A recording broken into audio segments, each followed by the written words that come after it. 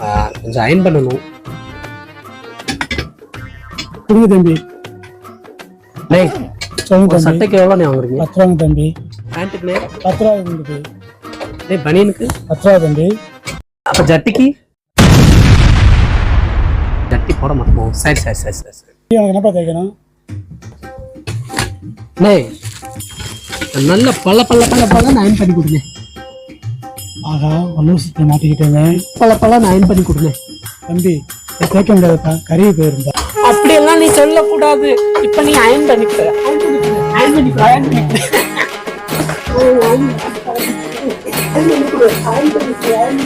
ஐயோ பைத்தியம்மா ஓடுறா மொக்கச்சாமி.